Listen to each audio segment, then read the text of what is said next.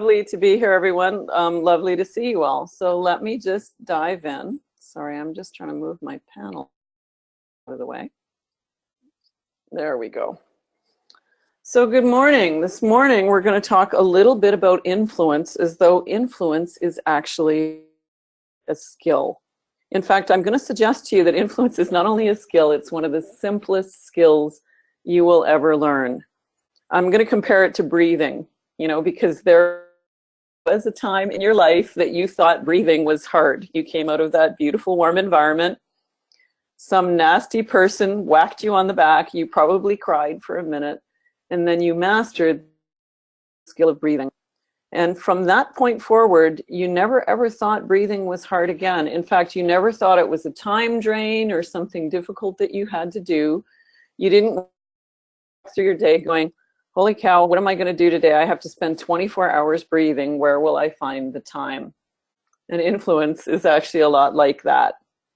Influence is one of those skills that once you understand it and start to do it, you'll never actually think about it again.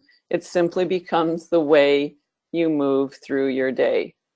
So let's get started.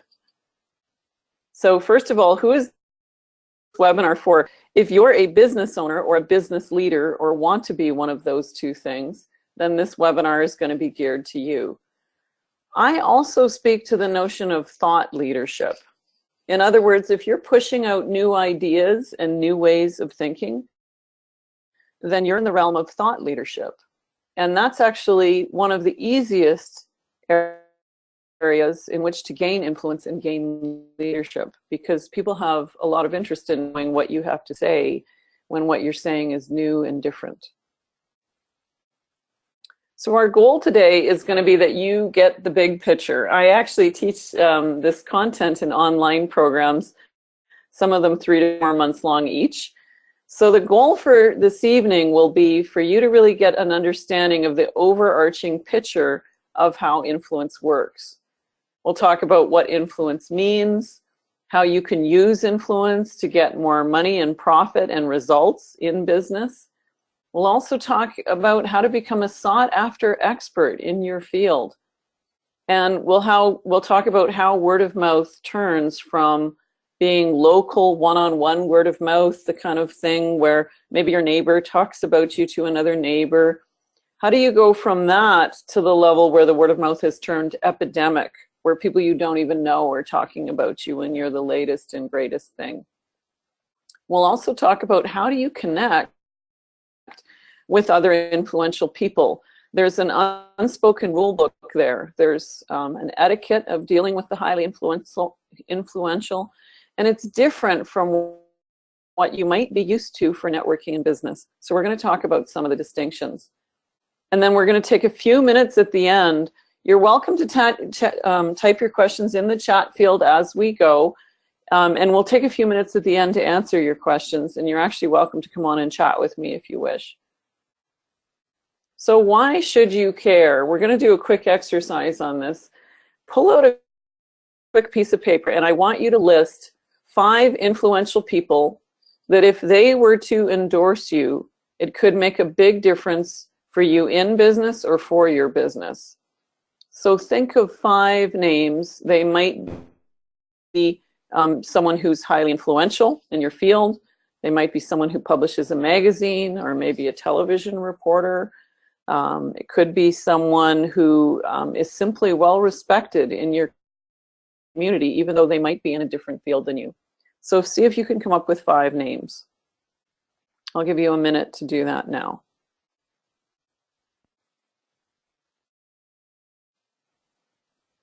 Don't overthink this. Just give the first 5 names that come to mind.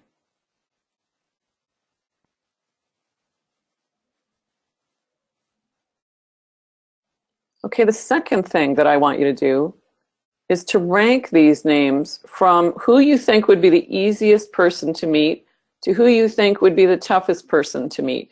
In other words, for you personally, this is not a theoretical question. This is a question that's relevant to you directly. In other words, if you know someone who knows that person, or you often attend events that they're at, and you think it might be possible to somehow have someone introduce you, or maybe you already know them, then they would get a rank of number 1 or number 2, and the hardest person to meet would get a rank number 5. So, you know, maybe someone who's a television reporter or the head of a large company might get the number 5 rank.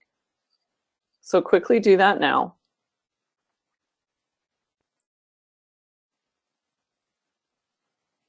And the next thing I want you to do is estimate the value to your business or your career if you're working in someone else's business from if you had an endorsement from one of the people in the number 4 or number 5 position in the list. So the tougher people that would be for you to meet, I want you to think about what would that mean to you in actual dollars if that person were to endorse you and your work.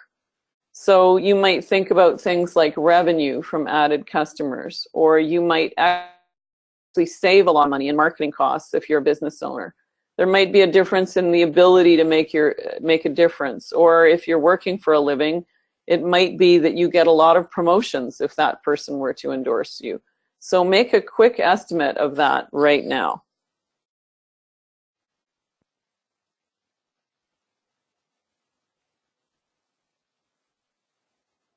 I often get numbers given back to me that are anywhere from $10,000 to $20,000 a year, all the way up to $2 or $3 million a year, depending on who's answering this question. And often the number you will have estimated here will be a factor of, are you a business owner or are you self-employed? Or are you employed by someone else? If you're self-employed or employed by someone else, it means you're trading your hours for dollars. In other words, you can actually put a dollar value on your time. If you're a business owner, the test of this question is, can you walk away from your business and will it keep running? In other words, if you're the main employee of your business, then some experts would say you're not actually a true business owner yet if you're the primary employee of your business. In that case, you're actually self-employed. Now, the reason I create this distinction is if you're trading your hours for dollars, then you probably may have done math during that last exercise.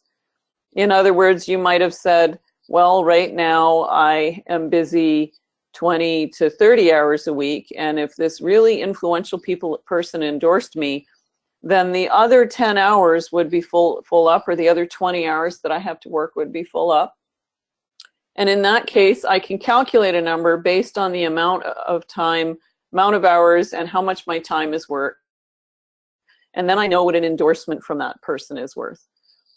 If you're a true business owner, though, or you're working in a realm of business where you're not trading your hours for dollars, then you might have calculated a much bigger number there, because an endorsement from a highly influential person can be worth quite a lot of money if there's no limit on your ability to receive what that endorsement gives you. In other words, if you're a business owner and you can take 10,000 new customers and a highly influential person endorses you, then 10,000 new customers may be coming your way. Whereas if you're employed or self-employed, the ability to receive that is limited. This is where being a business owner is highly advantageous when you're talking about becoming influential or connecting with the influential.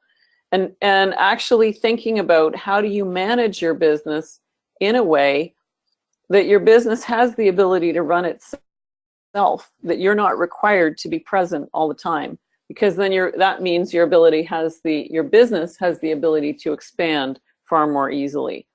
This is a key distinction when we're talking about mass influence, and I might refer to it a few times as we do the webinar. So let's talk about why you should care about this. This is my favorite one. Well, it's not only important to care from a standpoint of monetary gain. In other words, the exercise we just did showed you that becoming influential and being able to build relationship with influential people not only brings in a lot more money, but it also increases your stature and your ability to really contribute to the world. Now, why do I mention that? I mention that because there's a lot of research happening now that shows that most people are far happier when they're really contributing to the world. In other words, Aristotle first spoke about this. He talked about the distinction between hedonistic pleasures, which are like the pleasures of the flesh, those moments of joy we get when we drink a really good coffee or eat our favorite dessert, versus eudaimonistic pleasures. And eudaimonistic pleasures, or eudaimonia, is the happiness that comes from really being a contribution to your organization, to your community, to the world at large. And Aristotle actually spoke about eudaimonistic happiness as being a far more lasting state and a far more permanent state. And so really think about, in the world of influence, what is it that you want to influence? Because when you start to think about really being a contribution to those around you, it not only increases your monetary wealth, it actually increases your happiness.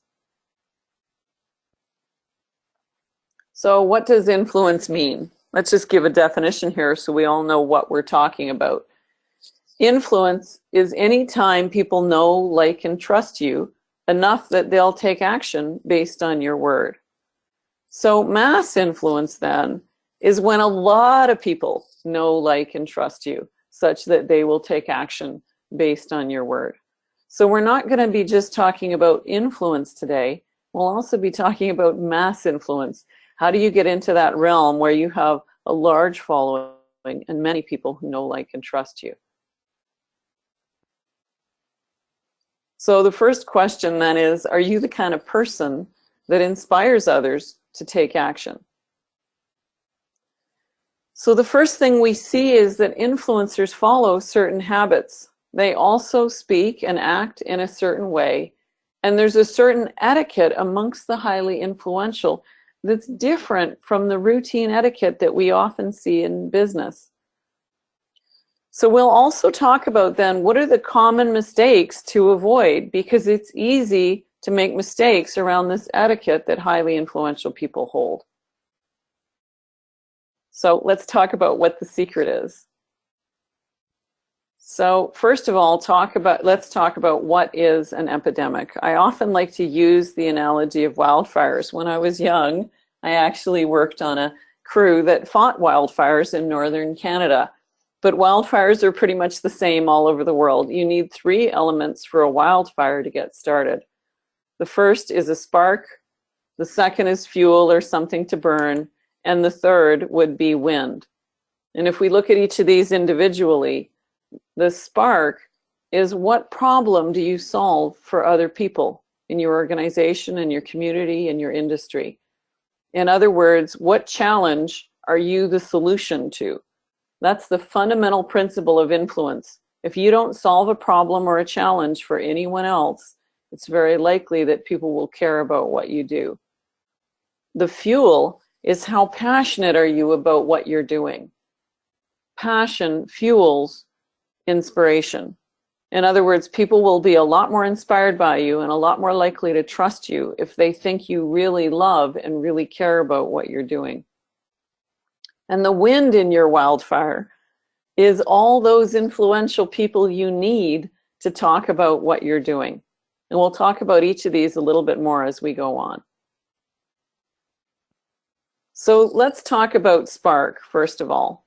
What problem do you solve for others? And how are you of service to the world? Now, one of the key mistakes I often see in this realm is that people do what I might affectionately call practicing at business. In other words, they take on some little problem because they want to get good at solving problems. And the reality is, nobody really cares about what that problem is or what they're doing. So they won't achieve much notice, they won't achieve much recognition, and therefore they don't achieve much influence.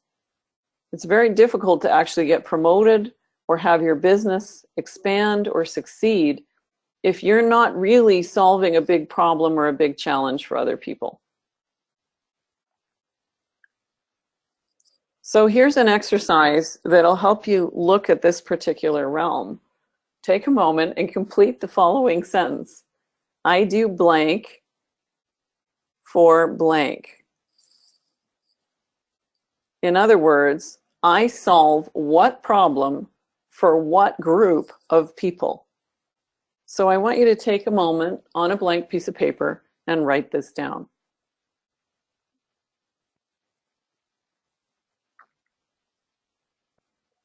Now, some of you may have written a very quick answer to this. In other words, it's very clear to you what problem you solve and who you solve it for. But others of you might be struggling. It's like, well, I just do X, Y, Z. I have no idea whether that really solves a challenge or a problem.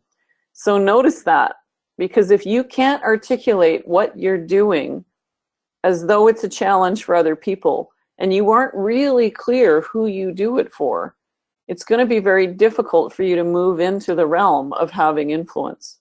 So this is a really important question to get clear on. So a key habit around this realm that you notice of influential people.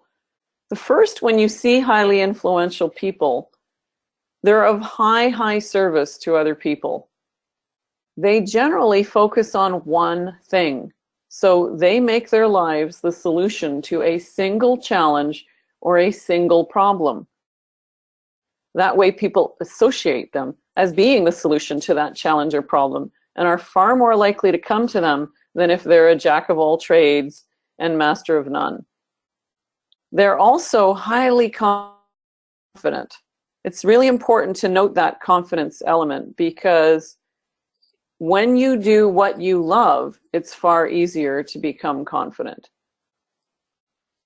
So one of the biggest mistakes I see in this realm is people not narrowing their focus.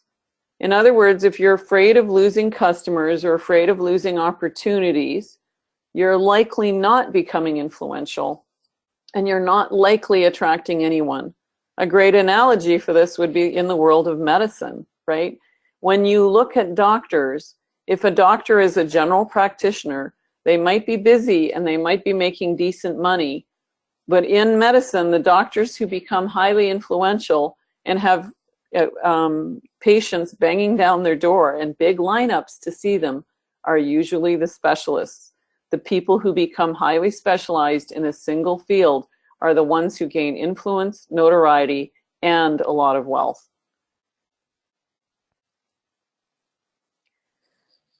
So it's important in this conversation then to really think about what's your inner dialogue. Now, this is actually a picture of me. You'll notice there's a little girl in the photo just to the left. I'm the youngest of a really large family. I not only grew up in Canada, but I grew up in northern Canada. We used to actually spend our summers in a very remote area. We'd go in by boat every year, just in time to see the hatching of the little baby mosquitoes. That's a Canadian joke. And every year, then my siblings would become very important to me because they were the only people I had to play with. There was simply no one else around. And I remember one day we had just gotten back from the cabin, and we were all crowded around the kitchen of our 100-year-old house. It was a tiny little kitchen. And all my cousins were visiting, and everyone was buzzing with excitement because we were all going to the movies. And in my family, that was a really big deal because we never went to the movies. It was too far and way too much money. But my grandmother was treating everyone today. And so 3-year-old me is buzzing with excitement. And I look across the room just in time to hear Mom say, "Teresa can't go. She's too little." And 3-year-old me in that moment is utterly devastated. And I make up something that explains that to myself. I tell myself I'm too small to play with the big kids. And that inner dialogue sticks. In fact, I then start spending all of my time doing one of two things. I start spending all my time desperately trying to prove I'm not too small to play with the big kids, or desperately terrified that I am. And research is now showing that most of us have some version of this story. There's something that we told ourselves when we were very young that is often running in the background when we think about stepping into leadership, becoming important, becoming influential. In fact, your inner dialogue is going to flare up most when you think about stepping into your own dreams. So when you think about my life and what I have to do, my inner dialogue flares up the most when I have to get in front of the public, when I have to walk out on stage in front of 1,000 people or go on television. I'm too small to play with the big kids, can be there blaring almost like a loudspeaker. So I've had to become really good at calming down my inner dialogue so that I can become really present and aware in any given moment. When you see highly influential people, usually it's not that they don't have negative self-talk. They've just learned to get really good at quieting it down and moving forward and doing what needs to be done anyway. Another way of saying this is your own dreams are going to be scarier to you than they are to anyone else in the world because they're your dreams. That's terrifying. But there will be no one better suited to live your own dreams than you, because no one else is going to be as passionate about them. No one else is going to be as committed to them. So give yourself permission to do something that has deep meaning to you and be the solution to a big problem other people have. As I mentioned earlier, a really common mistake in this realm, and it often stems from us giving in to our own negative self-talk, is that people sometimes practice at business. They tell themselves, I'll just take this position that isn't as hard, or I'll start this business that isn't as difficult, and then when I get good at business, I'll do that thing I really want to do. But this is actually a huge mistake, because if you give yourself permission to step into the thing that has more meaning to you, that dream that you really want to do, you're actually going to be far more effective at business, because people are inspired by passion, people are inspired by commitment, and it'll be far more easy for you to become influential if you take on the challenges that you'd really love to take on. So don't let your inner dialogue get in the way. Learn how to calm down that little inner child inside you that's flaring up, telling you you're not smart enough, strong enough, good enough, that you're too white, too black. Maybe they won't listen to you because you're a woman. Maybe they won't listen to you because you're a man, because you're too poor, because you're too rich. There's something there that you tell yourself that gets in the way. And whatever it is, learn to quiet down that little child who created that. And you'll find that you're a lot more successful, not only in business, but in life in general. So let's talk about fuel for a minute. The fuel that burns your wildfire is how passionate are you about the service that you provide. So here's a little exercise. Rate yourself. On a scale of 1 to 10, what rating would you give yourself in terms of how passionate are you about what you do? In other words, a 10 would be, I love everything I do. I love everyone I work with. My life is so blessed and so turned on.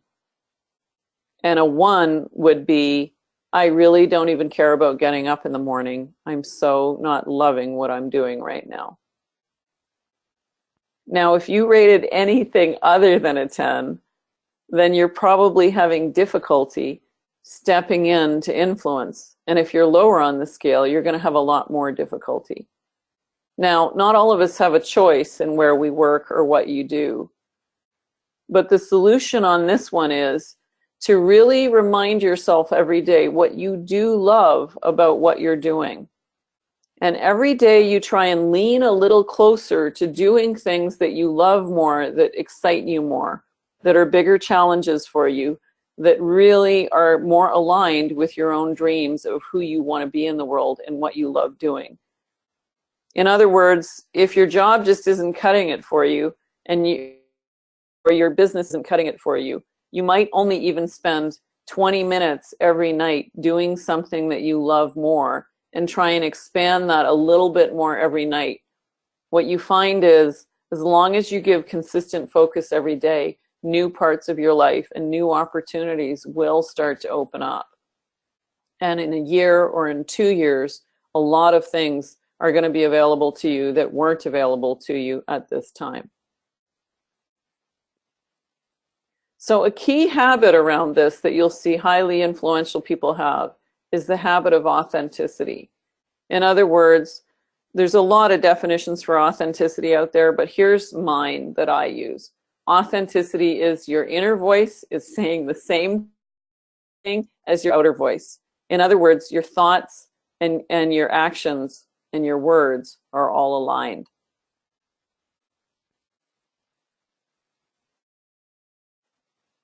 We've all run into scenarios where we've run into people where we know what they're saying, oh, this service or this product is just what you're needing. And what they're thinking is, oh God, I need this sale. That's the kind of incongruity we can all recognize if someone's praying for something else internally and what's coming out of their mouth is something very different.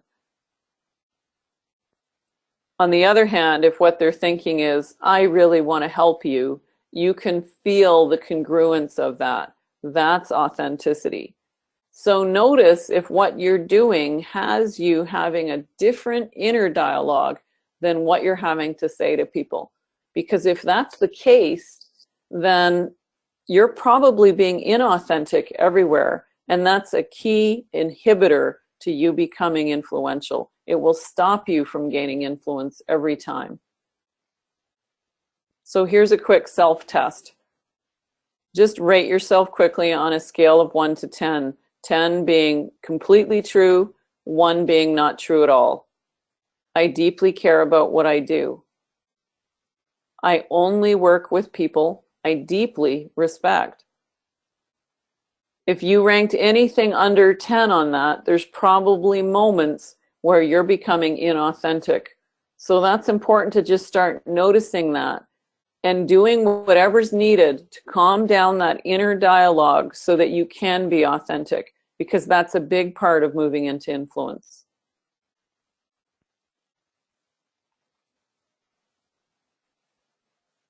The second part of this self-test is to answer these 2 questions. If I could do anything, I would blank. In other words, what would you really rather be doing if you could do anything in the world? This is where the 20 minutes a day can become really valuable.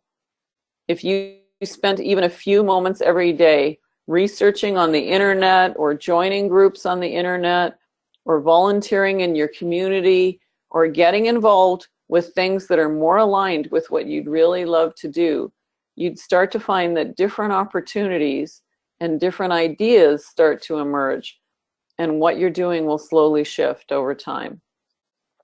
A really common mistake I see in this realm is when I hear people say, someday when I am blank, I will blank.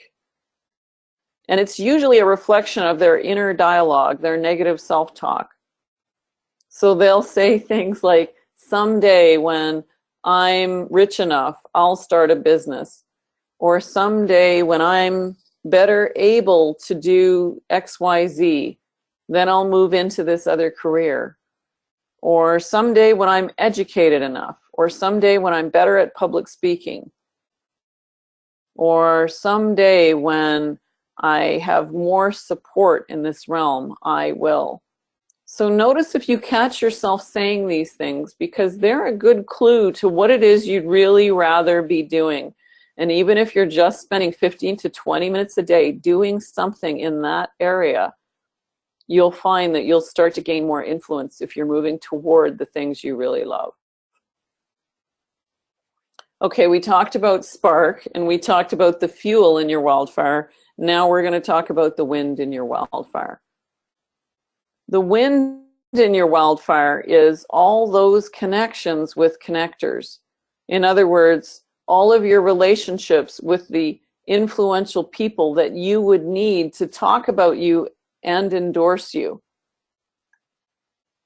Now, a really important principle in this realm is that you can't make yourself famous. You can't make yourself influential. In other words, you need other influential people to talk about you in the same way that they need you to talk about them.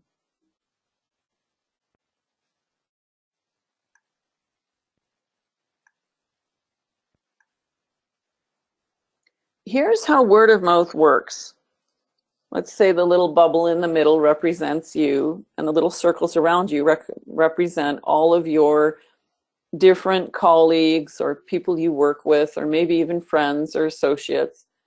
And you'll notice the bubbles are all different sizes because some of those people have more influence and some of them have less. Some of them are closer to you and some of them may be a little further from you. But you have a certain sphere of influence. But as you move into something where you're solving a bigger problem for people and that you're actually doing something that you're really passionate about, you're going to attract more people around you. And some of them may become more influential. They're going to start connecting you with other people and introducing you to other people. And as you meet influencers, you'll start to meet more influencers. And you start to gain their spheres of connections because they will start to introduce you to more and more people. Once you step into the realm of influence, it actually continues to grow as influential people will introduce you to more and more influential people. And your own influence in the heart of all this has grown leaps and bounds. So a key habit of highly influential people then is relationship building. In other words, highly influential people are masters at building relationships, especially with other influential people. That's a really important principle to note.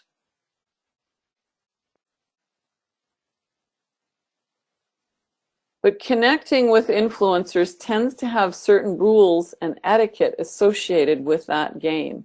In other words, there's an unspoken rule book. I use the Miss Manners as an example, but if you don't know the etiquette or the manners of connecting with highly influential people, then it can be very difficult to have any success in this area.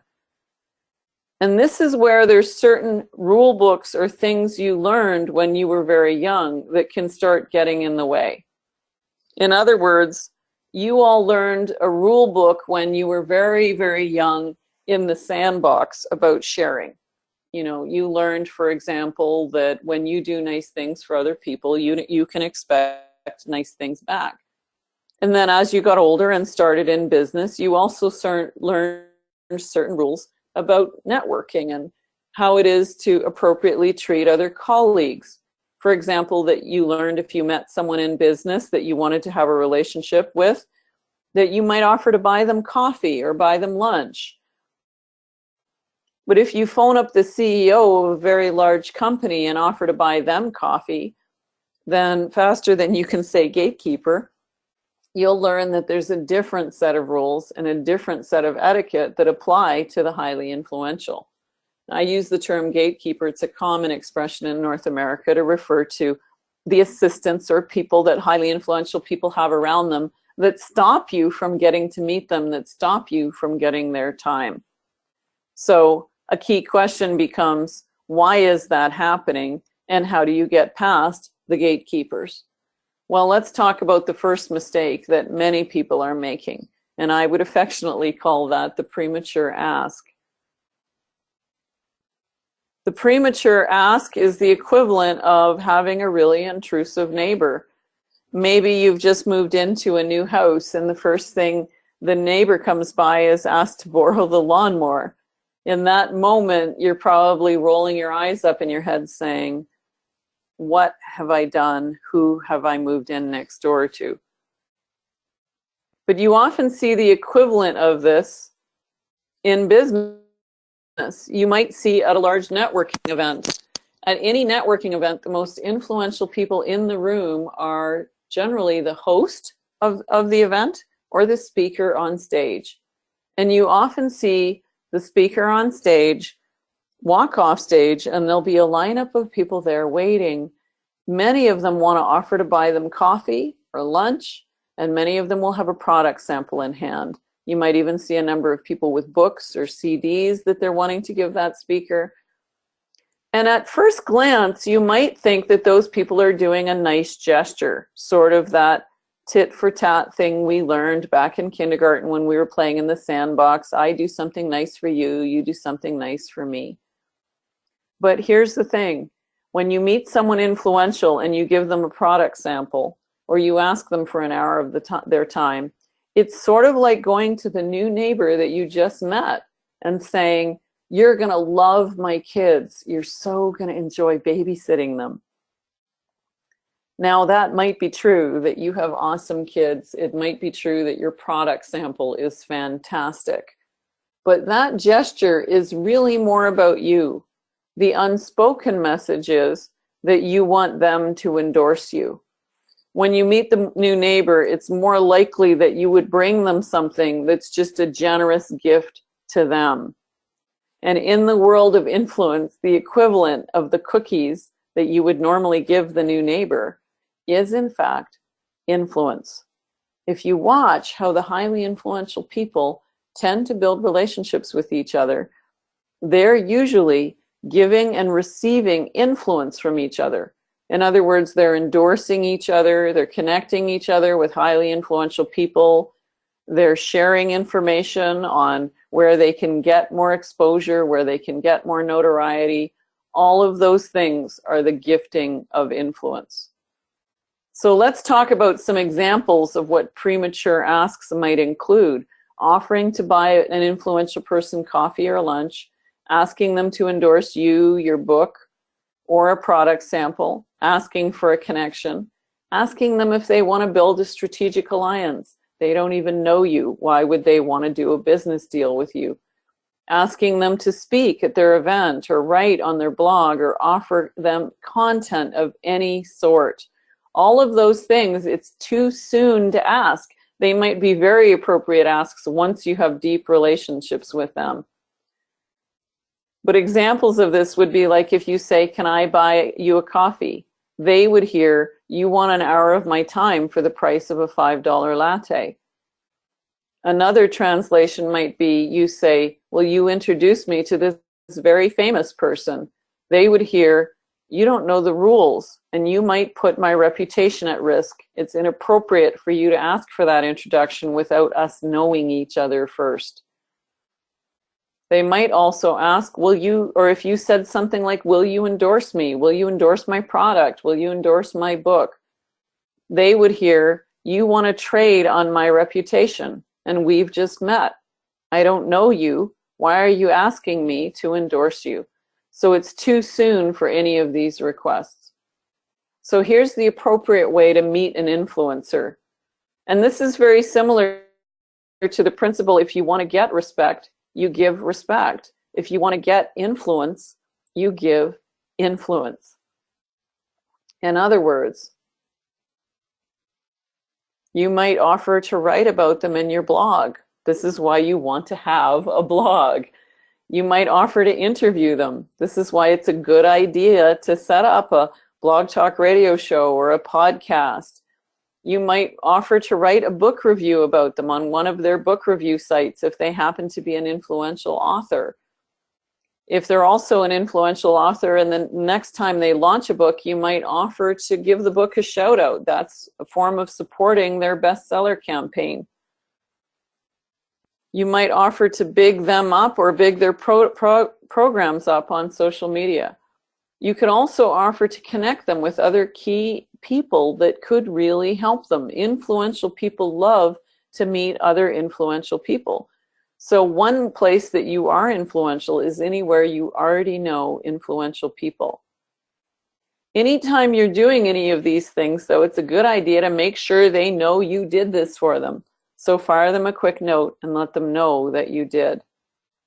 This is how you would create what's called in the industry a cycle of reciprocity. That's a term that was coined by Dr. Shonda Perrin, who's a communications expert in North America. A cycle of reciprocity is that natural cycle that we get into in all our relationships with life, whether they're personal relationships or business relationships, where there's a natural giving and receiving. So the important thing to remember is with influential people, you always want to be giving first and giving influence. You would naturally do that with other relationships too. It's just what you give with influencers tends to be different than what you give with other relationships in your life.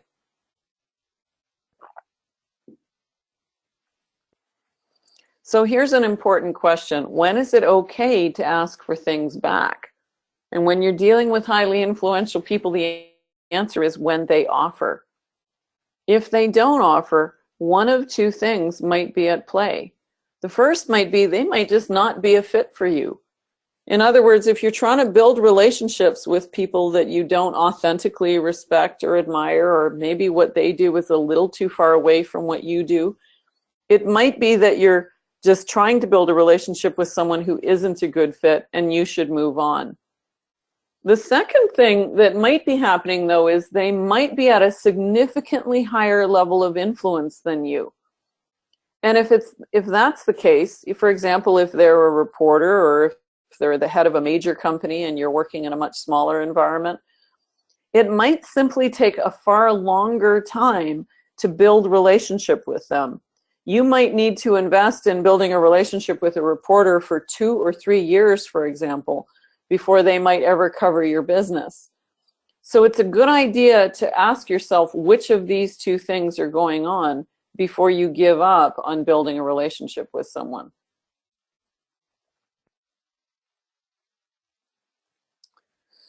So that, in a nutshell, is the overarching premises of what it takes to become influential. So the next step then would be to take the 30-day influence challenge. And here's the 30-day influence challenge in a nutshell. For the next 30 days, gift out influence 30 times. In other words, think about people that you want to build relationship with. You might go back to that list you created in our first exercise where you wrote down the names of 5 influential people. That's a good place to start.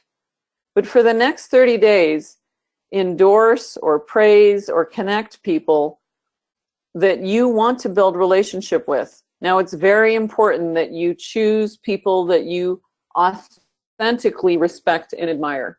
In other words, you never want to give influence to people that you don't authentically respect and admire, because then you're going to be inauthentic, and inauthenticity kills influence. But make a list of people that you would love to be in relationship with. Now, the secret here is start with those that are most accessible to you and then work your way down the list to the more influential, because influential people know influential people. So start with where it's easy and build relationship with those people first. If you'd like a supported version of this exercise, you're welcome to come to my website, where we also give you all the links where you can get my book. It's called massinfluencethebook.com, and you can sign up for a supported version of this exercise. In other words, every day we'll send you a short email or a video that explains to you an exercise you can do that day. It takes about 2 to 5 minutes every day, and in 30 days you should notice a significant difference in the amount of influence you have and the number of influential connections you have. By the way, we also give out the digital version of my book complimentary. So when you come to massinfluencethebook.com, we'll show you the links to Amazon or Kobo or iBooks, where you can get a download digital version of my book complimentary if that supports you. And with that, I think we'll turn it over to questions. If anybody has a specific challenge in their life, or a place where they're stopped, or something they'd be loved doing, and they're not quite sure how to move into that and would like to talk about it for a few minutes, this is your opportunity to come on the line and ask. And I'd also please like to check the chat boards. Do we have any questions on the chat boards? I'm just trying to see how to see the chat boards now. There are a couple of comments, but yes, if you're done, then we can proceed, and I can formally ask the attendees to start posting the questions or raise their hand. Is it okay? Mm-hmm. That would be terrific. And I probably should stop sharing my screen, yes? Is there a way to do that? No, it's okay. I mean, you can leave it there. No worries. Okay. All right, folks. Well, thank you very much, Teresa, for a very, very intriguing presentation. Folks, we are now open for question and answers. So if you have any questions, you could either insert it into the question box, chat box, or you could equally raise your hand. There is a hand icon available on the console, so please click on it if you want to have an audio conversation with the speaker. Yeah. Uh, And this is a really good place to notice if you have negative self-talk coming up. yeah. Because there's some of you who are sitting out there that probably do have a really burning question. And right now you're telling yourself that it's not a good idea to speak up on this webinar for some reason. Maybe you think your question isn't good enough, or nobody wants to hear from you, or some other reason why you're not raising your hand or typing your question in the chat field. So just notice that if that's happening, because whatever it is you're telling yourself in this moment, you're probably telling something very similar to yourself everywhere else that you're wanting to step into leadership or influence in your life. And that same inner dialogue is probably stopping you everywhere. So that's a good moment to just smile at your inner child, chuckle a little bit and say, it's okay though, I'm an adult, I've got this one, and either raise your hand or type your question in the chat field, because it would be a joy for me to hear from you right now. Thank you indeed, folks. So please take a moment to write a question or raise your hand. But let me go. We have the first, or rather comments, or let me read from Brother Metwali Abdul Salam. Yes, it's the comment is, I think it's not right to judge the person based on his answer to these simple questions, because the answer depends on their own understanding. You can get the same answer from two different persons, have completely different understanding of the meaning of the question. Yeah, I'm so glad that he raised that comment. That's a very good one, because this is not about judgment at all. It's about noticing where you stop yourself. And it's very appropriate that different people get different answers to that. It's very appropriate, because we all had our own experience as children, and research shows that good people all over the world will create different ideas, different negative self-talk. They'll also create different passions for what they want to do. And that's very appropriate, actually, that everyone has different answers to those questions. And so it's not about judging what's right and wrong. It's about noticing what's right for you and where you're stopping yourself. And the answers to these questions you don't actually ever really have to share with anyone else. They're just appropriate to you. All right, thank you very much. Okay, let me ask you, as a leader, how do you grow more leaders and leadership mindset so you can spend more time on your plate? I love that question. You know, a lot of experts say that the greatest form of leadership is to grow other leaders. And so the more you invest in other people's leadership, ironically, the more your own influence will grow. One of the biggest challenges most people have is that they don't have enough influence and enough notoriety to lead. And so when you start getting in the habit of routinely giving endorsement and influence to other people, even when it might not benefit you, you'll find that you'll naturally grow your leadership skills. So a good thing to notice is who gives you good service during the day, and where could you actually be pointing that out to other people? So for example, maybe you get on the bus or the train in the morning to go to work, and the bus driver is particularly helpful to some elderly people, and they really go above and beyond to help the elderly people get on the bus or the train. Now, I am willing to bet that no one would bother to email the city and say, on this particular train at this particular time, that worker was outstanding.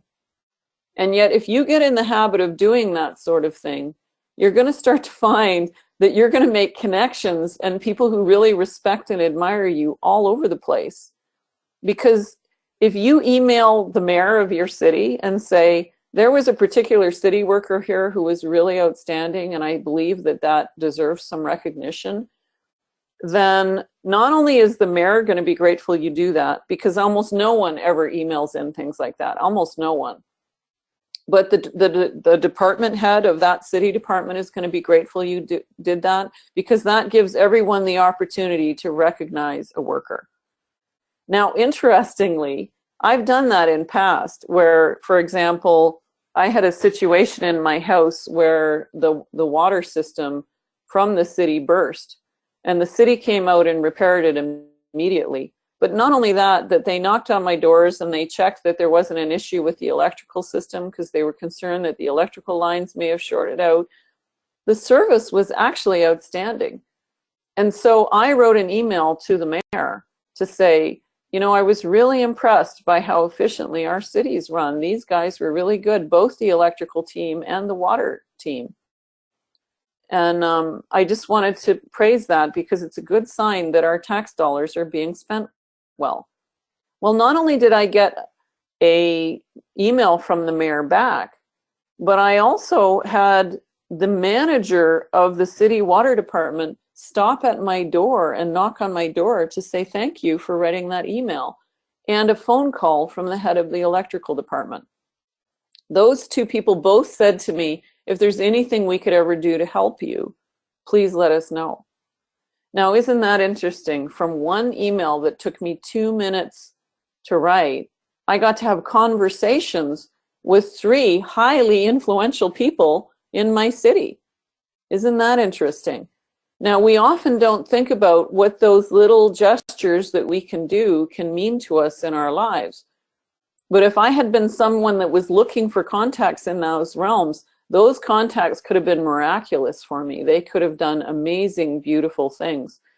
So one of the best things you can do for growing leadership is become the kind of person that routinely recognizes good actions on the part of other people, whether or not they're people who report to you. Recognize the good actions of people in other departments to their managers, in other businesses, in other organizations, throughout your industry. If a colleague does exceptional work and is a major contribution in your industry, recognize to someone that will make a difference to them. When you start becoming the person that routinely recognizes and acknowledges, not only do other people shine around you because you give them permission to step into their own leadership, influence will start flowing back to you because your number of influential connections will grow.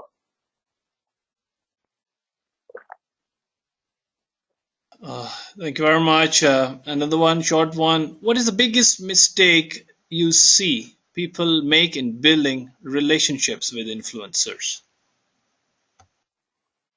I think the biggest mistake is actually that rushing the situation.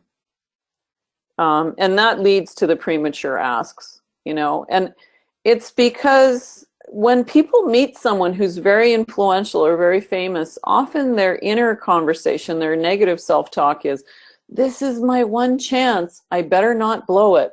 And they feel like they need to rush up there. And often, you know, we've had different business training that would encourage us to get out there and ask, be assertive. And while that's not wrong that it's a good idea to be assertive, getting out there and asking is too soon in the relationship. It's important to take a deep breath and know that there's nothing to hurry up and do. All you need to do is approach that person and offer something. Offer to endorse them, offer to connect them with someone else influential, offer to help them to get more exposure to whatever it is that's their cause or their business or whatever it is they're working on.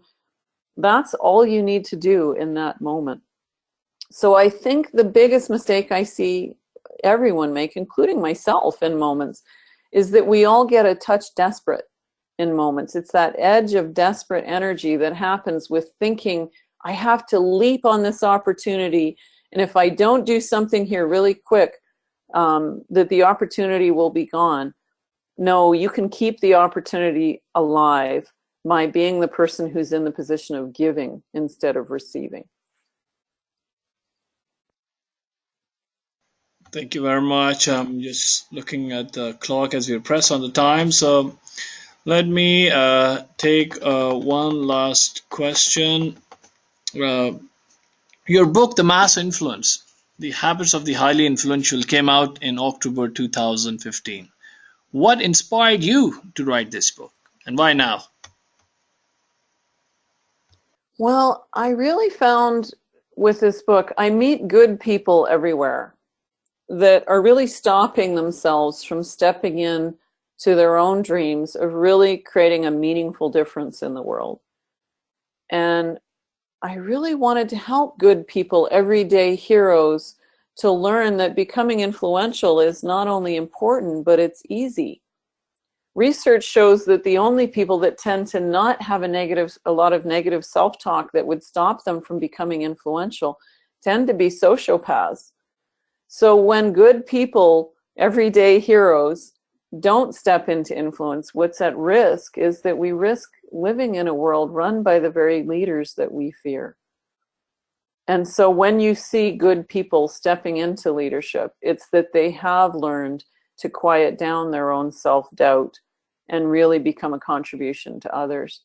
And so I was inspired to write this book because I really wanted those good people to have the support of knowing, first of all, that they're not alone, and second of all, that there is a simple and easy way that they can learn to master the skill of influence to really do something that is worthwhile and meaningful in the world. Well, very beautiful. Thank you very much, Teresa, for a very, very intriguing presentation. Any quick concluding remarks that you would like to give before we dismiss out? I would just say give yourself permission to step into your dreams, because until you step into your own dreams and take action around your dreams, you're just dreaming. And when you step into your own dreams, you're often a far higher contribution to the world, and your life is so much happier. Thank you very much. And I really want to thank you on behalf of the Medina Institute for Leadership and Entrepreneurship for taking the time to deliver this live webinar with us. And indeed, it turned out to be quite interactive. So once again, thank you very much for your time and for sharing this valuable information with us. And hopefully we'll be able to remain engaged with you on this platform. Thank you very much once again. And thank you. It's just been a pleasure. Same here. And thank you all of those who participated in this webinar. We are recording it. Please stay tuned to webinar.mile.org to learn about our upcoming programs and equally to access the recorded versions. With that note, we'd like to end and conclude. So you all have a good day, good afternoon, good evening, wherever you're calling from. Assalamu alaikum wa rahmatullahi wa barakatuh. Thank you very much.